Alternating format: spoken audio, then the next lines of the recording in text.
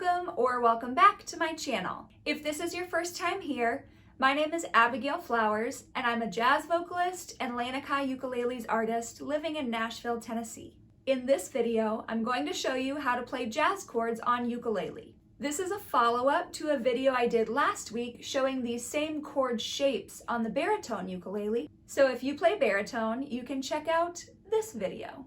I'm going to talk a little bit about music theory as we go along. There's a fly in here that's going to drive me crazy.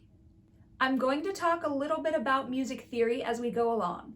And if it doesn't make sense, that's okay, just ignore it. If it does make sense, great. If it half makes sense and you have questions, feel free to email me. My email address is contact@abigailflowersmusic.com. So in this video, I'm going to show you some basic chords for ukulele, and then I'm going to show you some upgraded versions that you can use to spice up your sound. So first, let's start with some basic chords, and I'll throw chord diagrams up here in the corner of the screen. One of the easiest chords to play on ukulele is a C major triad. I play that by putting my ring finger on the 3rd fret of the 4th string. Now this is a C major triad. A triad is a 3-note chord, but we've got 4 strings, which means that one of the 3 notes in the chord is being played twice. And in this case, it's the C note, which is the root of our chord. We've got 2 strings playing the root. So 2nd string and 4th string are both playing the root. Another simple chord is an A minor chord, and I play that by putting my middle finger on the 2nd fret of the G string. And the rest are open. Another pretty easy chord is our F major triad. So that's 2nd fret, open, 1st fret, open. And you'll notice that's really similar to our A minor, but we're adding our pointer finger on that 3rd string. To play an A major triad, we only need 2 fingers as well. So that's 2nd fret, 1st fret, open, open. Next we have our G major triad. So that's open, 2nd, 3rd, 2nd. There's also a G minor triad, and that's open, 2nd, 3rd, 1st.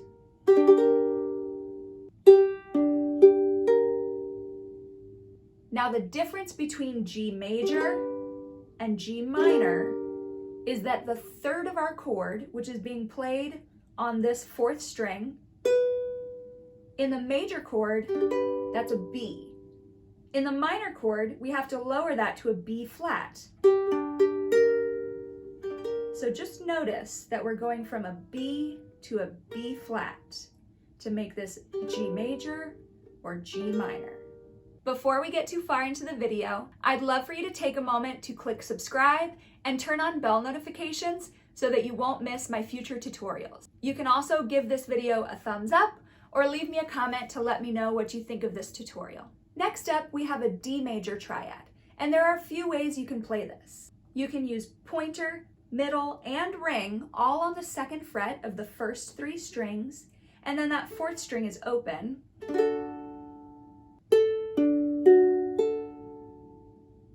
I kind of feel like my fingers get too smushed together when I do that, so I actually bar with my pointer across the first 2 strings and then use my middle finger on the 3rd string.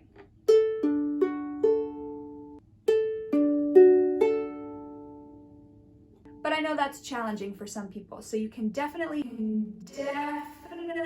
use 3 fingers if that's easier. There's also a D minor triad. So that's going to be 2nd, 2nd, 1st, open.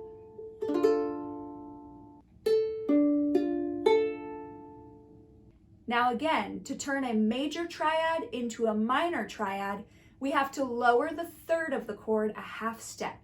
And in this case, the 3rd of our chord is on the E string. So instead of playing the 2nd fret of the E string, that's how we do it in a D major chord. To make a D minor chord, we're playing the first fret of the E string.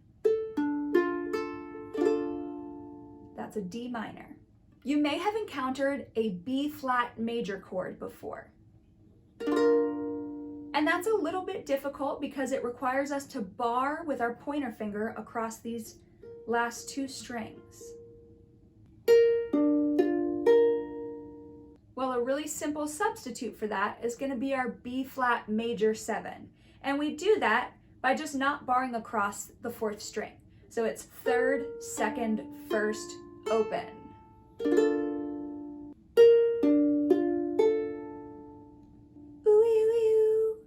That's the sound of a major 7 chord, according to my college ear training professor. In my opinion, it's totally worth it to practice and work toward being able to bar for that B flat chord. But if you don't have the option, B flat major 7 is a great substitute in a lot of circumstances. In case you didn't know, my husband and I do a YouTube live stream concert every Saturday morning at 11 a.m. Central. We call it Jazz Brunch, but there's a mix of original music and jazz standards, and maybe some other things thrown in there. We also do trivia in between songs, so if you're a trivia buff, or you just like great music, this might be for you. So now we're gonna get into some variations on those basic chords we just learned. In the title of this video, I refer to these as jazz chords, which is sort of a tricky term. Remember how I said that triads are chords that are made up of 3 notes? What we're about to learn are chords that contain more than 3 notes. So first, let's look at some variations on the C chord. So starting with our C major triad, or C chord, if you move down 1 fret to the 2nd fret of the A string, that's a C major 7. Which is a C major triad with a major 7th on top.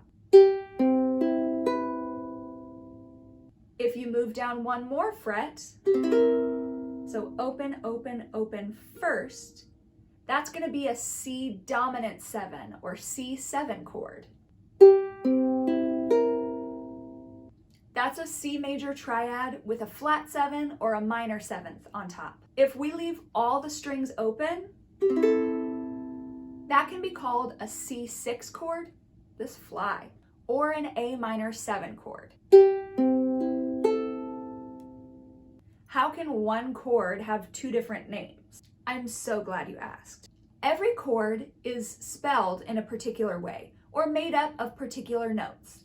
So a C major triad is spelled C-E-G, and a C6 chord is spelled C-E-G-A. And one of the things that really makes that a C6 chord is if C is in the bass. An A minor 7 chord is spelled A-C-E-G. And what really makes that an A minor 7 is if there's an A in the bass. Well, right now, we don't have a bassist, and all of our strings are pretty close together. So if you change the order of the notes, they end up being spelled the same. If you take the A that's at the bottom of an A minor 7 and put it on top, it's a C6. But because our notes are so close together, your ear and your brain can perceive it either way. So there are actually quite a lot of chords that can be called by 2 or even many more different names, but we'll get into that later. My favorite variation on a C chord that I can show you without barring is called a C7 flat 9. So all we're gonna do is put our pointer finger on the 1st fret of the 2nd string and our middle finger on the 1st fret of the 4th string. So it's open, first, open, first.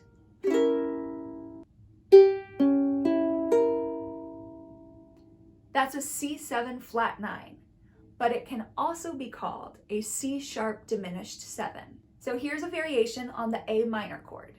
Remember, we played that by pressing down on the 2nd fret of the 1st string. Well, I'm going to show you an A minor 9, and we play that by putting another finger on the 2nd fret of the 4th string. So it's 2nd, open, open, 2nd. And that sounds really nice going from an A minor 9 to an A minor.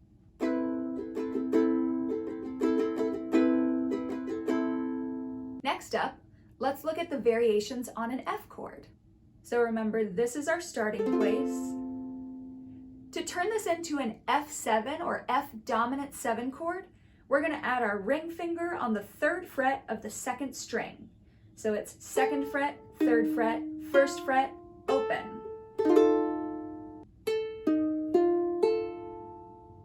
That's an F7. Another way you can play this is by adding your pinky finger on the 3rd fret of the 4th string. So now it's 2nd, 3rd, 1st, 3rd.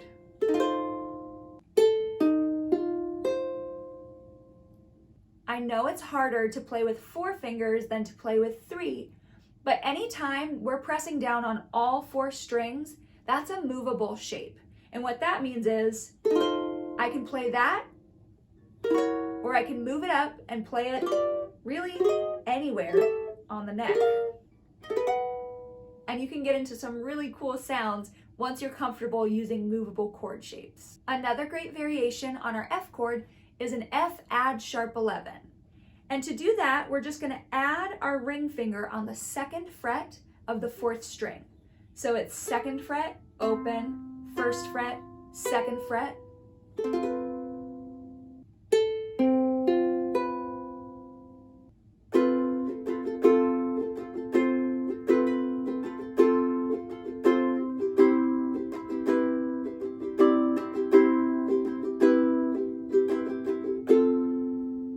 Now, if we start with our A chord, it's very easy to turn this into an A7 chord. And all we have to do is remove our middle finger, so it's just our pointer finger on the 1st fret of the C string. Open, 1st, open, open. From here, we can make an A9 chord, which is open, 1st, open, 2nd. Just add that, I would use my ring finger there on the last string. Or we can make it an A7 flat 9. So going from an A9, we're just going to move this string 1 fret lower. So it's going to be open, 1st, open, 1st.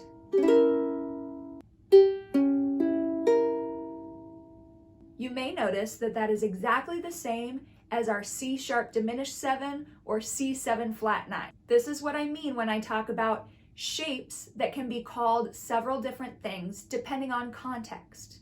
Next, let's look at our G chord.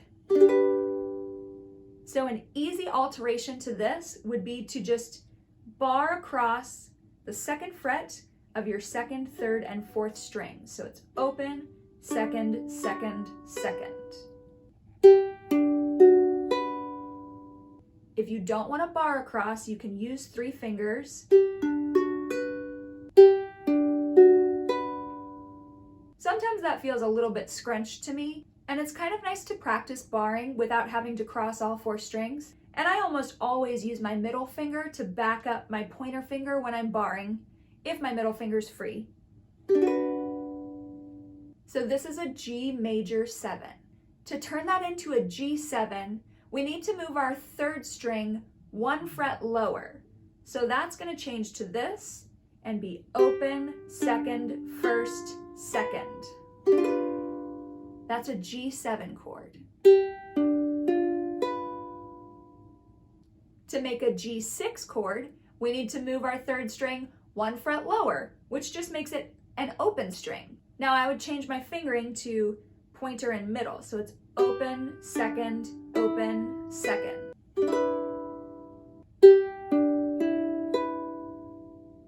That's a G6 chord. Let's go back to our D chord. To make this a D7, all we have to do is leave our 2nd string open. So that becomes 2nd, open, 2nd, open. And I'd probably just do that with pointer and middle.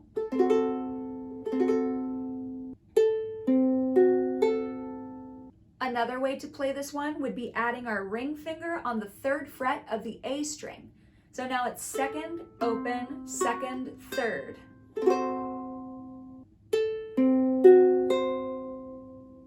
If If you want to get really crazy, you can just bar straight across the 2nd fret and use your middle finger to press on the 3rd fret of the A string. So that's 2nd, 2nd, 2nd, 3rd.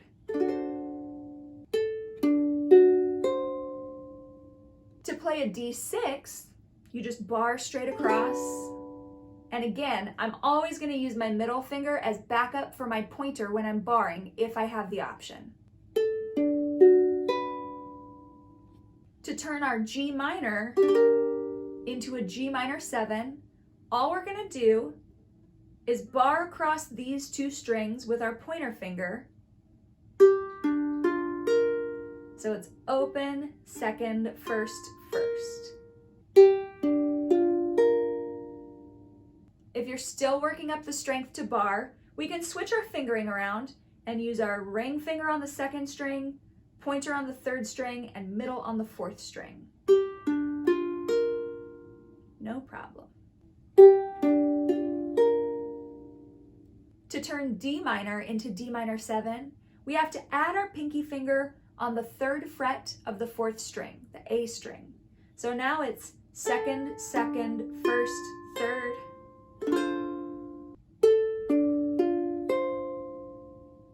This is definitely a challenging shape, but once again, we're pressing down on all 4 strings. So this is a movable chord shape. You can also use your middle finger to bar across the first 2 strings. That's really hard for some people, but it can also be helpful if your fingers are big and it's hard to get all 4 on the fretboard. Now going back to our B flat or B flat major 7, a fun thing you can do here is once again, add your pinky onto the 3rd fret of the A string, and that becomes a B flat add 9, which is just a lovely sound. That's 3rd, 2nd, 1st, 3rd.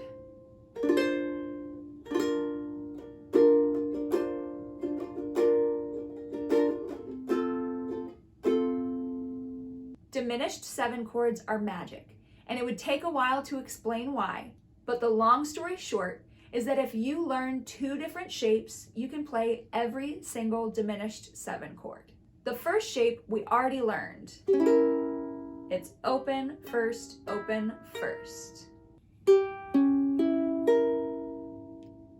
The other shape is 1st, 2nd, 1st, 2nd. Now that's a little bit challenging, but notice we're pressing down on all 4 strings, which makes this a movable chord shape. So we can play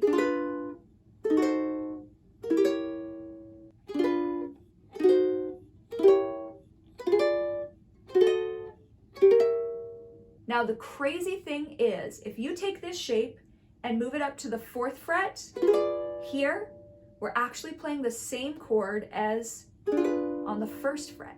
So this pattern repeats itself every 3 frets. So you can play this, and this, and this, and you're playing the same chord in a different inversion every time. Same thing with this, and this, and this. Same with this, this, and this. It's really hard to play that far up the neck on a concert, but diminished 7 chords are basically my favorite thing to play. If you're ever interested in setting up a private online lesson with me, feel free to email me or visit me at patreon.com/AbigailFlowersMusic. Patreon patrons also get access to a private Facebook community where you can share your practice and your progress and just get encouragement at every step of your musical journey.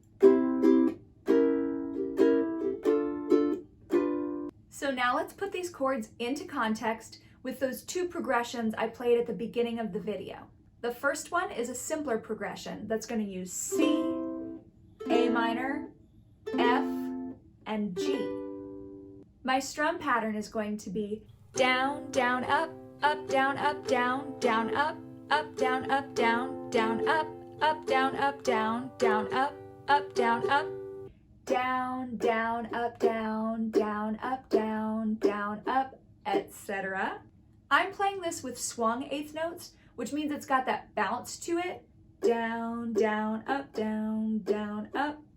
The down and the up aren't evenly divided, but if you want to play with straight eights, that would sound like down, down, up, down, down, up, down, down, up, down, down, up.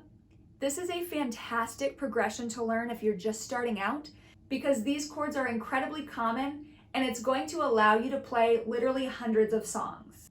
Once you get these chord shapes in your fingers, it's going to be so much easier to learn new shapes and branch out with your playing. So if you're ready to spice things up a little bit, let's look at that second progression.